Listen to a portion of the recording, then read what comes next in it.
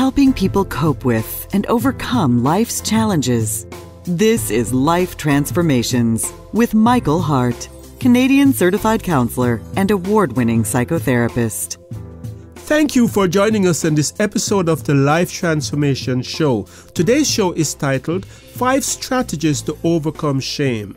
In last week's show, The Shame of Cain, we used the biblical narrative in Genesis 4. It's the story about Cain and Abel.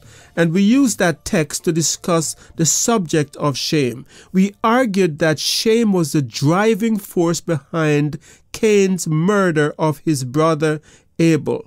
In that show, we used a number of sources. We used biblical texts, quotes from biblical commentaries, and findings from psychological research to explore the subject of shame. And we covered a number of different headings, such as the root cause of shame, the difference between shame and guilt, the impact of shame on mental health, and shame's impact on emotional intelligence. If you missed last week's show, I encourage you to listen to it because it's a good lead up to what we're going to be talking about today, the 5 strategies to overcome shame. You can access that show on our YouTube channel by doing a search for Elim Counseling Services or by going to our website at elimcounselingministry.com.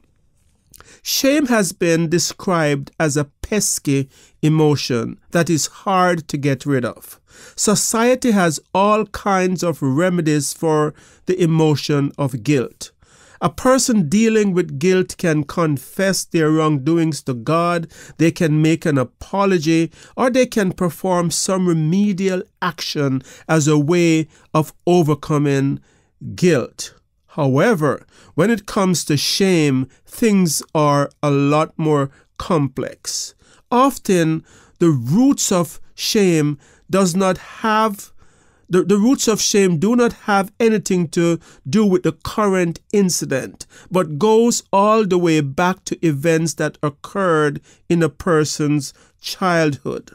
In last week's show, we discussed how Cain was the golden child of his parents and how that played a role in the later murder of his brother.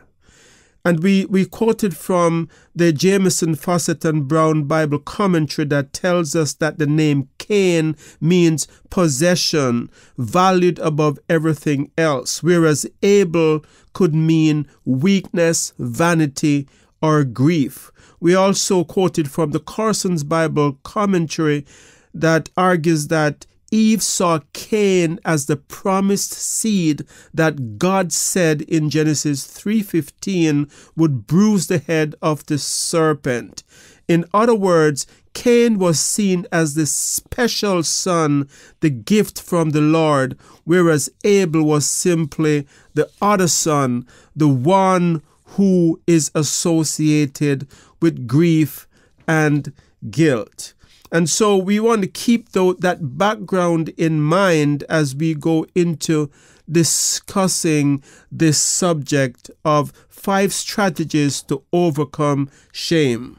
Setting up a child as the golden child is making the child feel that they have some intrinsic quality that makes them special apart from their effort, can set up a child for failure, in that children who feel this way often, if they are faced with failure, feel that there is nothing that they can do to correct the failure and to become successful. They simply give up. And in last week's show, we pointed to research that talks about how certain kind of praises can be detrimental to a child. So I'm saying that to further talk about the shame that may have been created by the dynamic in Cain's family, where Cain might have developed what psychologists calls shame-proneness.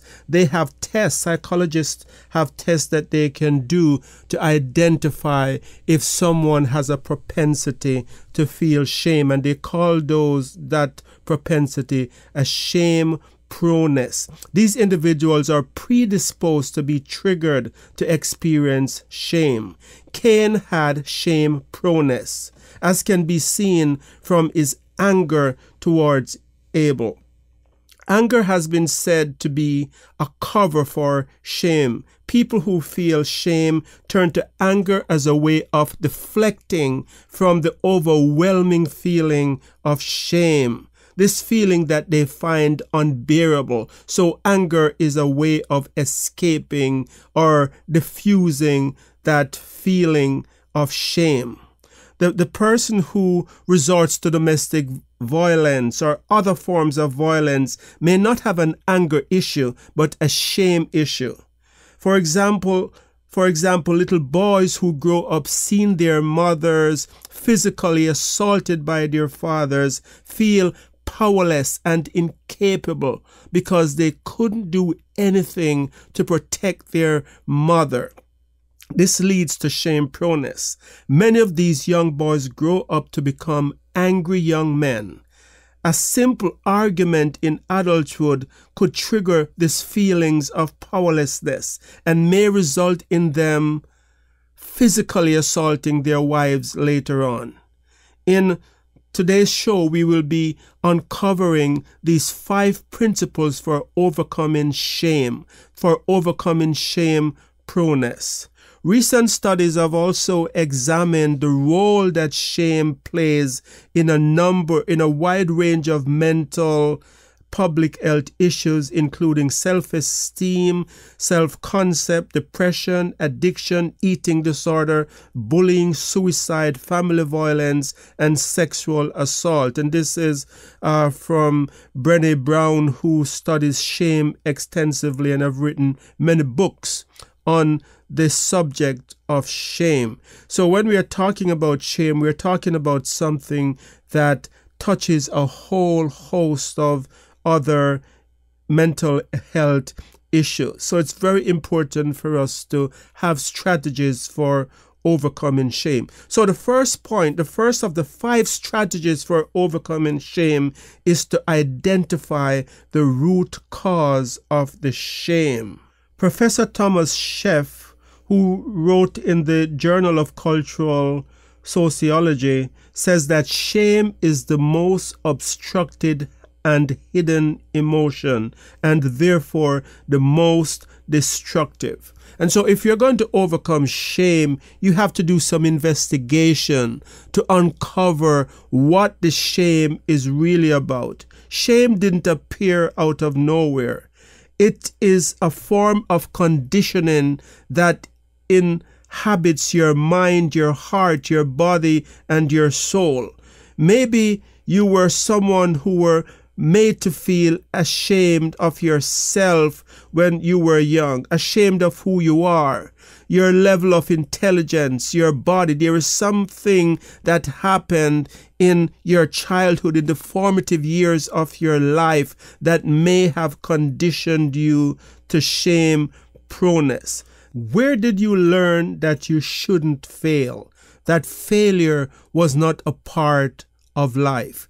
Every successful person have failed multiple times, and they learn from their failure and they continue on to great success. But people who have experienced shame, who have developed shame-proneness, see failure as being defining. It defines who they are. And it's not that they have failed at something, it's that they are a failure. Where did you learn that you were ugly?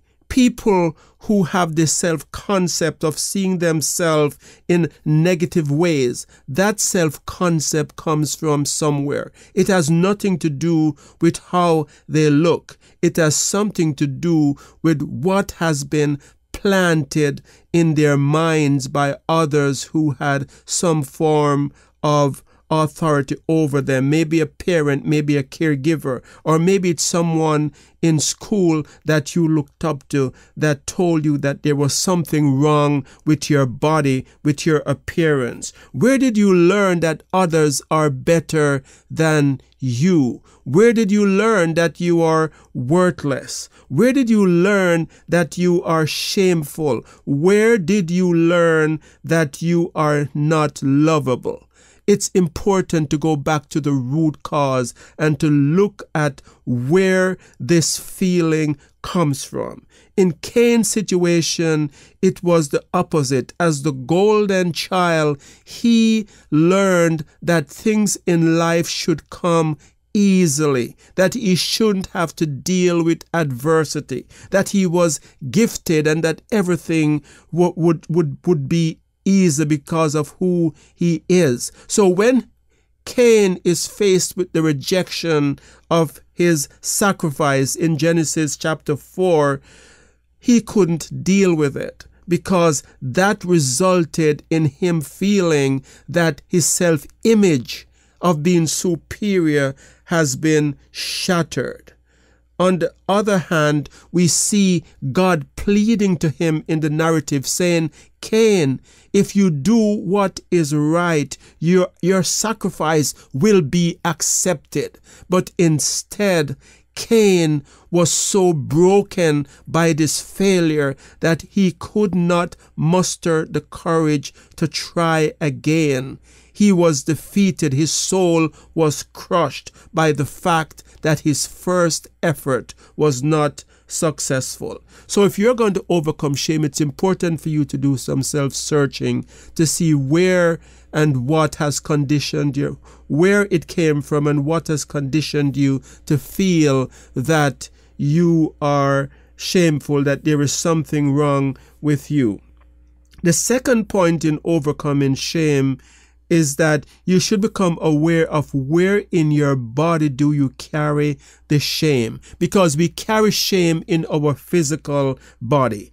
In the story of Cain and Abel in Genesis chapter 4, we see that Cain was carrying the shame in his face. God said to him, "Why is your countenance downcast? Why are you looking so depressed in your face?" Cain was carrying his shame in his face. But shame can be carried in other places of the body. Shame can be carried as a slumping posture, a posture that say, I am ashamed of my body. Shame can be carried as grinding teeth at night, where you have this tension because of how you feel about yourself, that you can't be at peace even in your sleep. Shame can be carried as stomach issues.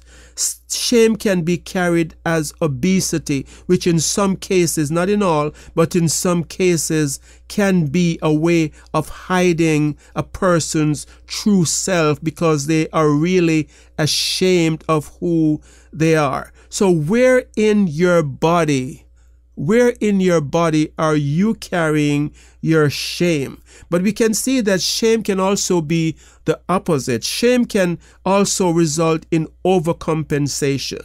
So shame can parade around as arrogance and prideful look.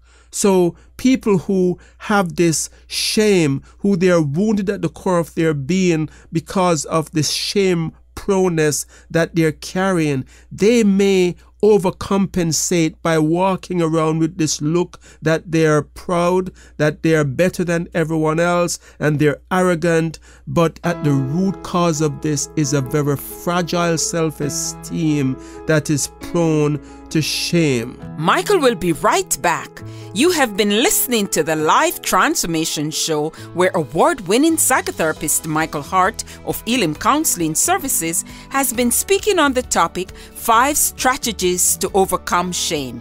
The biblical text is found in Genesis 4 verses 4 to 8. You can find out more about our not-for-profit organization by going to elimcounselingministry.com or by calling 1-877-544-3546, where you can also make a donation to this Christ-centered ministry. Back to Michael.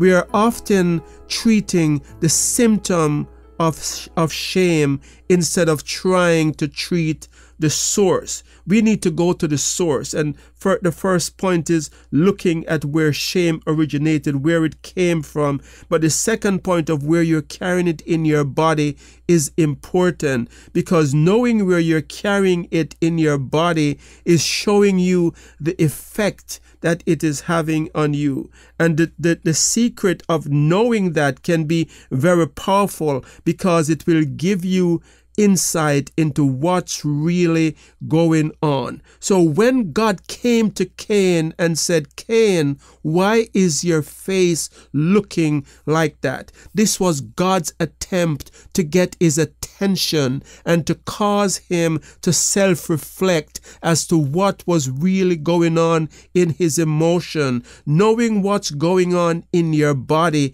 is a way of getting in touch with what's going on in your emotion. And God tried to get Cain to examine his body, examine what was going on, but Cain paid no attention to God pleading, and the situation with his brother spiraled down to the point where he murdered his brother.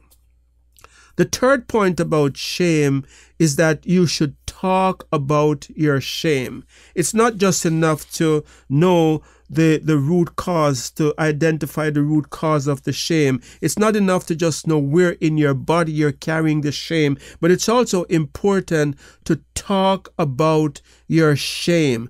God attempted to have a conversation with Cain about his shame. God came to Cain and started a dialogue. In essence, God tried to separate his actions from who he is as a person by saying, "Cain, it's not about you. It's not about your self-worth. It's not about you not being lovable. It's not about me preferring Abel over you. If you do what is right, your sacrifice can be accepted too." So God was trying to tell Cain that his failure does not have to define him. God was starting a dialogue. Dr. Brené Brown explains in her book, Daring Greatly, and quote, "If we cultivate enough awareness about shame to name it and speak to it, we have basically cut it off at the knees," unquote. So Dr. Brené Brown is actually saying there that shame, a big step in overcoming shame, is to take it out of the closet, to take it out of its hiding place, to shine light on it, so that you will have the power to break the curse that it has over your life. You're not defined by your failed business. You're not defined by your failed marriage. You are not defined by the courses that you didn't complete. You are not defined by the evil that others have done to you. You are not dirty because of the sexual abuse that have been perpetrated against you. No, you are not less than because others have verbally abused you. And so we need to talk about those issues, those instances that have made us come away feeling negatively about ourselves. Find someone that you can confide in, that you can begin to talk about these issues in your life that originated in shame. Break the silence. Keeping silence about shame is perpetuating the shame. And so it's also important as we break this cycle that you find others that you know will have empathy on you, and people who are not going to judge you, people who will accept you for who you are, even when you tell them the worst feelings that you have about yourself. And so if you can find anyone in your circles that you can do this with, you can do this through a trained counselor. You can find a psychologist or a psychotherapist like myself to talk about your shame. bring it out in the open and talk about it. The fourth point about how to overcome shame is to identify the triggers. Identify the triggers. In the story of Cain and Abel, we can see very clearly what Cain's trigger was. Cain's trigger was seeing his brother successful. Cain's trigger was seeing his brother seeming to get ahead in life ahead of him. His brother's success was too much for him to bear. And so Cain became so angry as a result of that it resulted in him being violent and killing his brother. And as we said last week, there is a link between shame and violence. And we have also said that earlier on in this show when we talk about anger being a cover for shame. So think about what your trigger is. Your trigger for shame may be hearing of someone else's success. Sometimes you might find yourself not being able to be genuinely happy if a friend gets a promotion, or not being genuinely happy if you hear that someone has fallen in love and they're in a good relationship. Your trigger may be being criticized. Maybe you are this person that any form of criticism sends you reeling for days and you just cannot cope if you're criticized. That's a trigger. Maybe your trigger is not being praised. If someone else gets praise for something that they have done and you do not receive the praise, it triggers you to feel deep shame about yourself. Or maybe your trigger is not succeeding at something. This could have been said to be Cain's trigger as well, not succeeding at the sacrifice that he tried to offer to God. And your trigger could also be not finishing first. Like people sometimes, if they're not first in a competition that they're doing, they feel great shame. They are not just satisfied with saying, I did my best and I achieved something. It's I have to get that first position. Or maybe your shame is losing at a board game. Some people become very hurt if they lose a board game. That loss at the game that they're playing to them is saying something about their self-worth. And maybe your trigger is being faced with disappointment. Maybe any kind of disappointment triggers for you this feeling, this great feeling, these intense emotions. That could be a result of the shame you're carrying. So why is it important to identify the triggers? It's important to identify the triggers because once you identify the triggers, then what you can start doing is looking at the reason why you're responding like that to not finishing first, the reason why you become so upset over losing a board game. What does it mean that I did not win that board game? And what you should say to yourself in order to start looking at it more objectively is that this is not about the board game. This is about something deeper.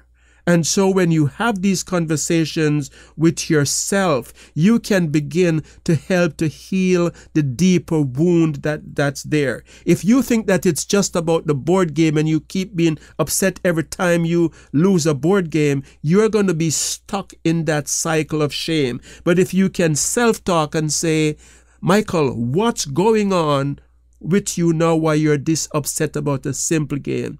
It's not about the game. What is this about? This is about me feeling that others are better than me. This is about me feeling that I am a failure. So where did these feelings of failure come from? This is again looking at the root. So you see how you can use this trigger to go back to some of those other points that I have talked about earlier. These are very important steps. And then the next strategy for overcoming shame is to identify how your shame is limiting your life. This is a powerful tool in doing damage assessment. This damage assessment is crucial because it can be a great motivator to overcome shame. As we said earlier on, Thomas Sheff talks about shame being this obstructed and hidden emotion. Oftentimes we do not go deep into looking into what's really going on in our lives. So how is shame impacting your life in a negative way? In Cain's case, his shame prevented him from taking the step of offering another sacrifice. He just simply gave up, and as a result, he did not get the blessings that he could get from God. We are told that Abel gave the best of his flock, maybe because for him things did not come easy in his family. He knew that he had to try hard. Whereas Cain, on the other end, the golden child, he arrogantly sacrificed the crop that was nearest at hand. He just grabbed whatever he could find and gave it to God. The Bible said nothing that he searched for the best of his crop, whereas we are told in the narrative in Genesis chapter 4, verse 4-8, that Abel brought the firstborn of his flock. This required careful study, careful selection, and careful sacrifice. So Abel had to go through his flock and look at where is the firstborn of my flock. And by giving the firstborn, he's given the best of his flock, the part of his flock that could most reproduce and lead to increased value in his business. He is given the best. So this required sacrifice. This required effort. Cain, on the other hand, did no such thing because he just simply offered whatever he could find. So I encourage you today to see how your shame is limiting you from giving your best, how your shame is limiting you from achieving the things that you really want to achieve. And once you do this damage assessment, you can use this as motivation to say, I have to deal with this shame. And dealing with this shame might mean that you will need to get professional help to overcome and stop having this devastating effect on your life. So we have quickly come to the end of today's show, and I want to thank you so much for being with us on this episode of the Life Transformation Show. I want to remind you that Elim is a not-for-profit organization, so if you have not donated to this ministry as yet, I encourage you to consider giving a donation to this Christ-centered ministry. Your donation helps us to stay on the air and to continue to provide counseling for those in need and who cannot afford it. We also want to remind you that we are not just a radio show, we are a professional counseling organization that provides professional counseling from a Christian perspective. So I want to thank you for being with us in this show. If you missed the first part of it, you can go to our YouTube channel. Just search Elim Counseling Services on YouTube and you will find this show. There are also over 200 other shows with topics such as similar to this and a wide variety of other topics that you can use to help you on your healing journey. And you can also donate through our Patreon page, patreon.com/Elim Counseling. So until next time, I want to thank you for being with us on this episode of the Life Transformation Show, and pray that God would bless you in all your relationships and to keep you sound in mind and pure in heart.